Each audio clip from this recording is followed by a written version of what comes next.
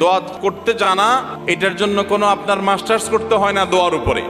দোয়ার উপরে আপনাকে পিএইচডি করতে হবে না, খুব সিম্পল বিষয়, এখনই শিখে নেন।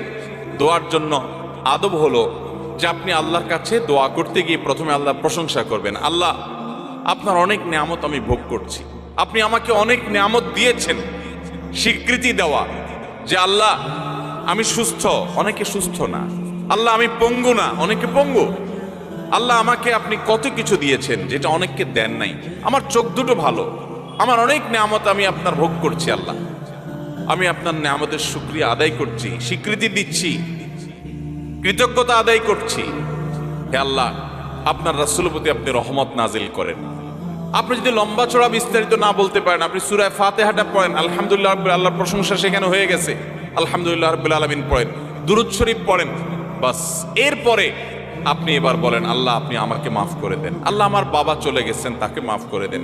আল্লাহ আমার মা দুনিয়া থেকে চলে গেছেন, তাকে মাফ করে দেন। ভাইরা আমার, আসল কথা হলো আমরা সেই ব্যথাটাই অনুভব করি না। আপনার মৃত আত্মীয় স্বজনের জন্য যদি আপনার সেই ফিলিংস কাজ করতো, তো চোখের পানি ফেল ফেল ফেল করে আসতো। আপনি যদি আল্লাহর কাছে কোনো কিছু মায়ের পেঁচ দিয়া, অর্থাৎ সুন্দর করে সাজায়া গোছায়া বলতে নাও পারেন, আপনি নিশ্চিত থাকেন শুধু চোখের পানিটা যদি আপনি ফেলেন, চোখের পানিও আসে না, শুধু কান্নার ভান করে আপনি যদি আল্লাহর দিকে হাত তুলে আপনি যদি সময় কাটান এবং কিছু বলার চেষ্টা করেন, আল্লাহ রাব্বুল আলামিন আপনার দিলের ভাষাও পড়তে পারেন। আল্লাহ তাআলা আলিমুম বিযাতিস সুদূর, তিনি বান্দার মনের খবর কি সেটাও জানেন। আল্লাহর কাছে গোপন বলতে কোনো কিছু। অতএব ভাইরা আমার, আমরা দোয়া করতে জানি না, এই অজুহাতে সারা জীবন দোয়া থেকে মাহরুম থাকা চলবে? আমরা কয়জন মানুষ আছি যে জীবনে 10টা মিনিট আল্লাহর কাছে দুহাত তুলে চোখের পানি চেয়েছে? আমাদের বলার অভ্যাসই নেই। বাংলাদেশের মানুষ দোয়া করতেই জানে না। আর আমরাও এক শ্রেণী হুজুর আছি, আপনাদেরকে দোয়া শিখাই না। কারণ যে কোন দোস্তর কথা শুনেছি, এক দোস্ত প্রতিদিন তার দোস্তরে মাছ খাওয়ায়। তো যে দোস্তরে মাছ খাওয়ায় সে দোস্ত বলে, দোস্ত প্রতিদিন তুমি মাছ খাওয়াও, এত কষ্ট করো, তো এত কষ্ট না করে কোত্থেকে মাছটা ধরে আনো, আমাকে দেখাই দিলে আমি তো নিজেই ধরে খাইতে পারি, তোমার আর কষ্ট করা লাগে না। দোস্ত বলে, না সেটা তো করা যাবে না, তোমাকে আমার পিস পিস ঘুরাইতে হবে। যদি তোমার দেখাই দেই তাহলে তো তুমি আর আমাকে কেয়ার করবা না, থোড়াই কেয়ার করবা। অনেক আলেম ওলামা আছেন যারা আলহামদুলিল্লাহ মানুষকে দোয়া শিখান, তাসবিহ শিখান, কিন্তু দুঃখজনক যে আমরা অনেকে আবার আছি যে আমাদের মুসল্লিদেরকে আমরা দোয়া শিখাতে পারি নাই। এটা আমাদের অপারগতা, আমরা স্বীকার করছি। আপনাদের শেখানো উচিত, আর আপনাদেরও শেখা উচিত। কতকাল আপনি হুজুর দিকে চায় থাকবেন? বাংলাদেশে মানুষকে দেখা যায় ঘর উদ্বোধন করবে, হুজুর লাগবে। গাড়ি কিনছে, নতুন ট্রাক, দোয়া করতে হুজুর লাগবে। ছেলের খাতনা করাইছে, হুজুর লাগবে। বাপ মারা গেছে, হুজুর লাগবে। প্রতিটা কাজে হুজুর। আমি একবার এক থানার ওসি সাহেবকে বললাম, উনি আমার অফিসে আসছিলেন, আমার থানার ওসি, কথাবার্তা হচ্ছিল। একটা পর্যায়ে কি একটা প্রসঙ্গে আসছে, আর বললাম যে ওসি সাহেব, একটা বাড়ি থেকে আপনাদের অসৎ অফিসাররা যারা টাকা খায়, কয়বার খাইতে পারে? যদি ভায়োলেশন করে, একবার ঘুষ দিলে আপনারা খুশি হয়ে যান, ঠিক আছে ভাই একবার দিছো, এবার তুমি করো, আমি দেখতেছি। যারা অসৎ তারা করে, সবাই না। কিন্তু একজন মানুষ যখন বাড়ি করে, তখন কিন্তু এই দোয়ার যে আনুষ্ঠানিকতা আছে, এই আনুষ্ঠানিকতার মাধ্যমে এলাকার হুজুর কিন্তু কয়েক দফায় টাকা পায়। কিভাবে? আমি দেখেছি যে অনেক ইমাম সাহেবদেরকে দিয়ে প্রথম কোপ দেওয়ায়, যে বহুতল ভবন হবে এখানে, হুজুর প্রথম কোপটা আপনি দেন, তাহলে হুজুর সেখানে একটা টাকা পাইল। একবার হইল নি। এরপরে যখন ছাদ ঢালাই হয়, সেন্টারিং হয়ে গিয়ে যখন ছাদ ঢালাই হবে, আবার হুজুরে ডাকে, হুজুর আপনি একটু দোয়া করে দেন যেন ভাইয়া না পড়ে। দ্বিতীয় দফা হইল নি। এরপরে ছাদ ঢালাই হওয়ার পরে বিল্ডিং যখন কমপ্লিট হয়ে যায়, এবার প্রতিটা ফ্ল্যাটের মালিকরা আলাদা আলাদা করে দোয়ার আয়োজন করে, আবার হুজুর দোয়া পায়। তো একটা বিল্ডিংয়ে যদি 10 জন মালিক থাকে, যার যার ফ্ল্যাটে উঠতে আবার 10 বার দোয়া পায়, তাহলে 10 জনের মাটির কোবে একবার 11 বার, ছাদে সেন্টারিং এর সময় একবার 12 বার, আর কমপ্লিট হওয়ার পরে একবার 13 বার। এরকম 13 বার, 14 বার, 15 বার, 5 বার, 10 বার পর্যন্ত একজন হুজুর টাকা পায়। ওসি সাহেব আমার কথা শুনে ফেল করে চাই। যাই হোক, এখানে আবার মিলাচ্ছি না আমি যে ঘুষের সাথে এখানে হুজুরদের টাকা দেওয়া দুনিয়াবি কাজ, দুনিয়াবি যে কোনো বিষয় হুজুররা যদি করেন সেটা বিনিময় দিলে সেটা জায়েজ আছে। কিন্তু আমি বলছি যে আপনি নিজের দোয়া নিজে করতে শিখেন। আপনি সবকিছু হুজুরের দিকে চেয়ে আছেন কেন? বাংলাদেশে মানুষ দোয়া করতে জানে। মসজিদে নামাজের পরে সম্মিলিত মোনাজাত যেসব মসজিদে চালু আছে তারা করে, বেশিরভাগ মসজিদে চালু আছে বাংলাদেশে। আপনারা দেখবেন যে কোনো ব্যক্তি হয়তো নামাজের পরে জিকির আসকার তাসবিহ যেগুলো মাসনুন ওজিফা আছে সেগুলো করতেছে, এদিকে ইমাম সব হাত তুলছে। তো কেউ যদি ওই টাইমে একটু জিকির আসকার করে তো আশপাশ থেকে দেখবে মানুষের ভাবে গুতা মারে। খেয়াল করছেন? এর মানে কি? এর মানে হলো হুজুর হাত তুলছে, তুমি বসে আছো কেন এখনো?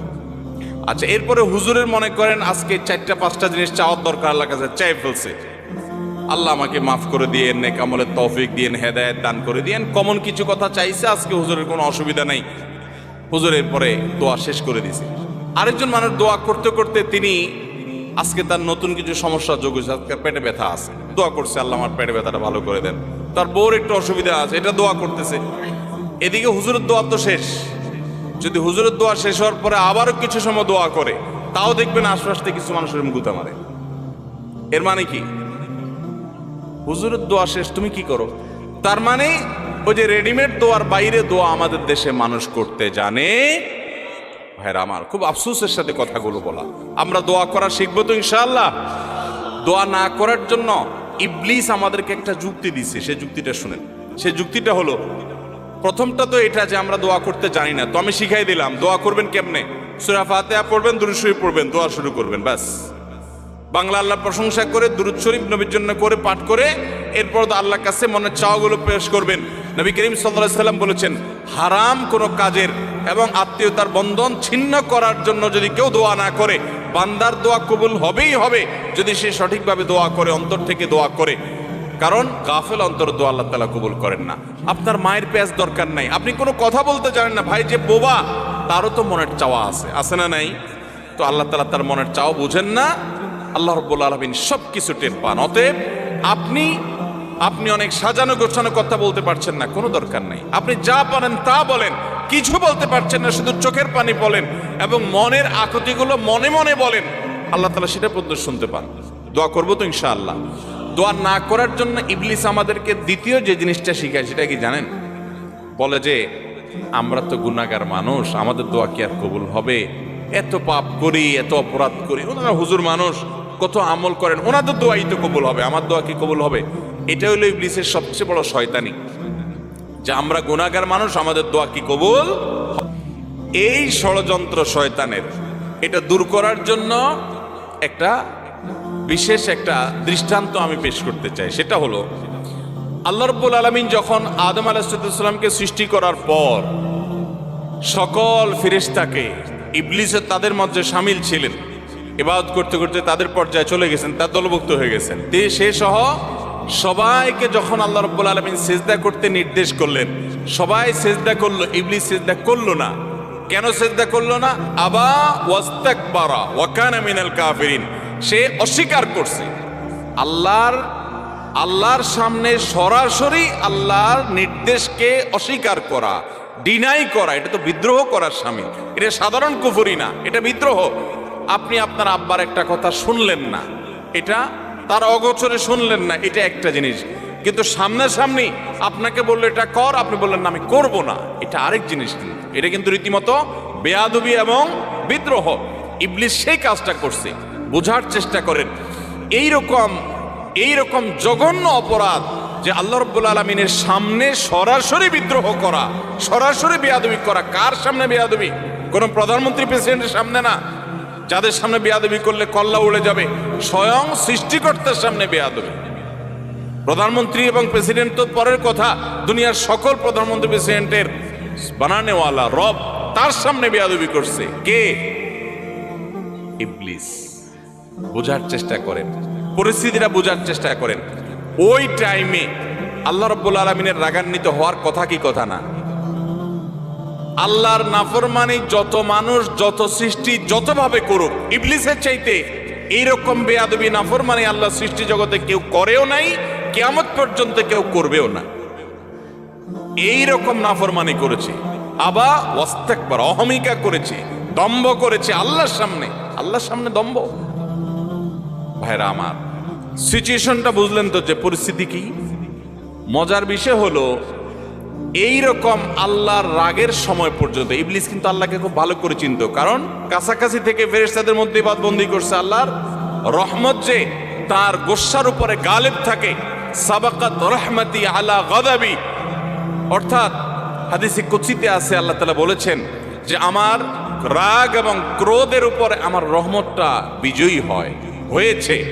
ইবলিস সেটা জানতো, এই জন্য ওই রাগের সময় বেয়াদবি করেছে। ওই সময়টাতে হুট করে ইবলিস একটা দোয়া করে বসলো আল্লাহর সামনে। খেয়াল করেন কি দোয়া করছে, রব্বি ফানজিরনি ইলা ইয়াউমি ইউবআসুন, আল্লাহ আমাকে আপনি সুযোগ দেন। আল্লাহ যখন বললেন ফাখরুজ মিনহা ফাইন্নাকা রাজিম, যাও বের হও জান্নাত থেকে, তুমি বিতাড়িত, তোমাকে তাড়িয়ে দেওয়া হলো। ওই টাইমে আল্লাহ তাআলা রাগ হয়ে বের করে দিয়েছেন। ভয়ে তো এই টাইমে আল্লাহর কাছে কিছু বলার কথা না, কিন্তু ইবলিস ওই টাইমে আল্লাহর কাছে দোয়া করে বসছে। কি দোয়া? আল্লাহ আমাকে কিয়ামত পর্যন্ত কি দেন? হায়াত দেন, আর শয়তানি করার সুযোগটা দেন। যে আদমের কারণে আমার জান্নাত থেকে বের হতে হলো, এ আদমের সন্তানদের প্রত্যেকটা মানুষকে আমি পথহারা করে ছাড়বো। এই জন্য একটা জিনিস খেয়াল করেন, নামাজ পড়তে আরাম লাগে না কষ্ট লাগে?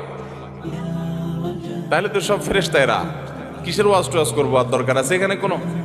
এগুলো সব সাক্ষাৎ ফেরেশতা। আমার তো কষ্ট হয়, ফজর নামাজে উঠতে কষ্ট হয় না আপনাদের? আপনাদের তো আরাম লাগে বলতেছেন। শরীরটা একটু মেজমেজ করে না? অলসলের ভাব আসে না? আপনার তো আসে না, মাশাআল্লাহ। সাক্ষাৎ বুজুর্গ সব। আচ্ছা ভাই, আমাদের ভালো কাজ করতে কষ্ট লাগে, আচ্ছা খারাপ কাজ করতে কষ্ট লাগে? জেনার দিকে মানুষের মন আকৃষ্ট হয় কি হয় না? হারাম উপার্জনের দিকে মন টানে কি টানে না? 2 নম্বর কাজ দিকে মন টানে কি টানে না? কিন্তু ভালো কোনো কাজ দিকে তো মন টানে না। কাহিনী কি? এখানে কেউ একজন কাজ করছে, পেছনে নেপথ্যের মহা শত্রু আছে যে পেছন থেকে কাজ করছে, তার নাম কি? ইবলিস। এবং এ বিষয়ে আমি কথা বললে কয়েক ঘন্টা কথা বলতে হবে। ইবলিস কিভাবে ইবলিসি করে, কোরআনে আপনারা একটা জিনিস লক্ষ্য করবেন, যেখানে শয়তানের আলোচনা আসছে সেখানে আল্লাহ তাআলা একটা শব্দ ব্যবহার করেছেন, আদুউম মুবিন। শয়তান তোমাদের শত্রু। কিরকম শত্রু? প্রকাশ্য শত্রু। শয়তান দেখছেন কোনোদিন আপনারা? আল্লাহ বলছেন প্রকাশ্য শত্রু, এক জায়গায় না, যেখানেই শয়তানরে বলছেন শত্রু সেখানে আল্লাহ বলছেন প্রকাশ্য শত্রু। গোপন শত্রু বলেন না আল্লাহ তাআলা। কাহিনী কি?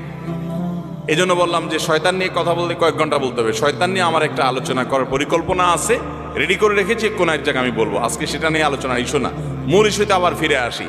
শয়তান যখন আল্লাহ তাআলার এরকম রাগের সময়, ফাখরুজ মিনহা উখরুজ মিনহা ফাইন্নাকা রাজিম, বের হও জান্নাত থেকে, তোমাকে তাড়িয়ে দেওয়া হলো। রাগের মুহূর্তে আল্লাহ বাইর করে দিলেন।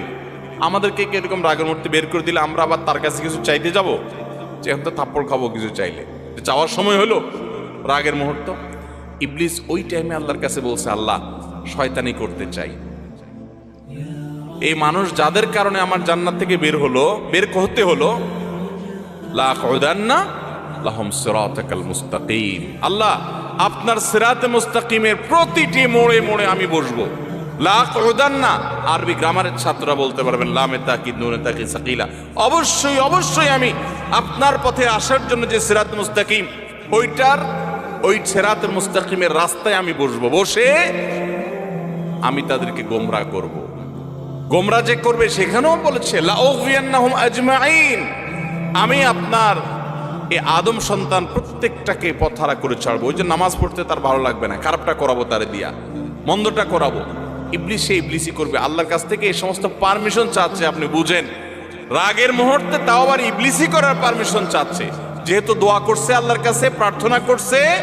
আল্লাহ তাআলা বলেছেন ইন্নাকা মিনাল মুনজারিন, যাও তোমাকে তোমার কাঙ্ক্ষিত প্রার্থিত বিষয় মঞ্জুর করে দেয়া হলো। একটু বোঝার চেষ্টা করেন, ইবলিস যদি ইবলিস হয়ে আল্লাহর রাগের মুহূর্তে দোয়া করে পায়, তাহলে আপনি আমি কি ইবলিসের চেয়ে খারাপ হওয়ার কোনো সুযোগ আছে? তাহলে আমাদের যদি মনে হয় যে না আমরা তো গুনাহগার মানুষ, আমাদের দোয়া কি কবুল হবে, তাহলে বুঝতে হবে এটা ইবলিস আমাদেরকে দোয়া থেকে বঞ্চিত রাখার জন্য নেক্সট সুরতে ধোঁকা দিচ্ছে। মনে হচ্ছে আমরা বিনয়ী হচ্ছি, তাই না? যে আমি নিজেকে ছোট মনে করছি, আরে আমি গুনাহগার, আমার কি দোয়া কবুল হবে? এটা নেক্সট সুরতে দোয়া, ধোঁকা। আপনার দোয়া কবুল হবে না কে বলেছে? আল্লাহ ওয়াদা করছেন উদউনি, তোমরা আমার কাছে দোয়া করো, আস্তাজিব লাকুম, আমি দোয়া কবুল করব। আর ইবলিস আপনাকে বলছে না না, তুমি গুনাহগার মানুষ, নামাজের ঠিক নাই, রোজার ঠিক নাই, তোমার দোয়া আল্লাহ কবুল করবে? এই জন্য আমাদের দ্বারা দোয়া করা হয় না। ভাইরা আমার, ইবলিসি আমরা শুনবো না। দোয়ার মাধ্যমে বান্দা লাভবান হয়, লাভবান হয়, লাভবান হয়। বান্দা যদি দোয়া করে সেটা 3 ভাবে কবুল হয়। কয় ভাবে কবুল হয়? 3 ভাবে। দোয়া যদি শর্ত পূরণ করে আপনি করতে পারেন, মিস হবে না। হালাল উপার্জনকারী দোয়া কবুল হয়। হারাম দিয়া দেহ গঠন হলে দোয়া কবুল হয় না। দোয়া কবুলের মূল শর্তই সেটা। এরপর দোয়া কবুলের শর্ত হলো যে সালাত সালাম পেশ করবেন নবী করিম সাল্লাল্লাহু আলাইহি ওয়াসাল্লামের প্রতি, আল্লাহর প্রশংসা নিবেদন করবেন। এর মাধ্যমে দোয়া করলে দোয়া কবুল হবে। ভাইরা আমার, আপনি যদি দোয়া করেন, নাম্বার 1, যা চাইছেন আল্লাহ তা আপনাকে দিবেন। এটা হলো দোয়া কবুলের একটা পদ্ধতি। চাইছেন একটা, আল্লাহ দিয়েছেন আরেকটা, সেটাও দোয়া কবুলের পদ্ধতি। আপনি মনে করতেছেন যে আমার এই মুহূর্তে পানি হইলে মনে হয় লাভ হবে, আল্লাহ তাআলা আপনাকে হয়তো পানি না দিয়ে আরেকটা দিয়েছেন যেটা আপনার এর চেয়ে বেশি ইম্পর্টেন্ট, আপনি নিজে জানেন না সেটা। তো দোয়াটা সেভাবেও কবুল হয় যে আমি যা চাইছি তা হয় নাই, কিন্তু অন্য কিছু হয়েছে যা আমি চাই নাই। এটা দোয়ার মাধ্যমে হয়। তৃতীয়ত, বান্দার দোয়া কখনো কখনো আল্লাহ দুনিয়াতে কিছুই দেন না দোয়ার বিনিময়ে। আল্লাহর কাছে চাইছে, আল্লাহ এটা দেন, আল্লাহ দেয় নাই। কিন্তু আখিরাতে আল্লাহ তাআলা তার জন্য সওয়াব রেখে দিয়েছেন, কারণ দোয়া বান্দার বৃথা যায় না। কোন হাদিস থেকে আমরা জানি কিয়ামতের ময়দানে মানুষ কিছু সওয়াব দেখে বলবে, এই আমলগুলো তো আমি করি না, এগুলো সওয়াব করতে থেকে আসলো। তখন বলা হবে, দুনিয়াতে তুমি যে দোয়া করছিলা সেই দোয়াটা আল্লাহ তাআলা দুনিয়াতে তোমার মঞ্জুর করে নাই, ওটা জমা করে রেখে আখিরাতে তোমাকে সওয়াব দিয়েছেন। তখন সে বলবে, ইস, আমার দুনিয়ার সব দোয়া যদি না মঞ্জুর হয়ে সবগুলোর বিনিময়ে যদি আখিরাতে অনন্তকালের জন্য পেয়ে যেতাম, কতই না ভালো হতো। দুনিয়ার জীবন তো সংক্ষিপ্ত ছিল, এখানে তো অনন্ত অসীমকাল ভোগ করব। অতএব দোয়া করব তো ইনশাআল্লাহ।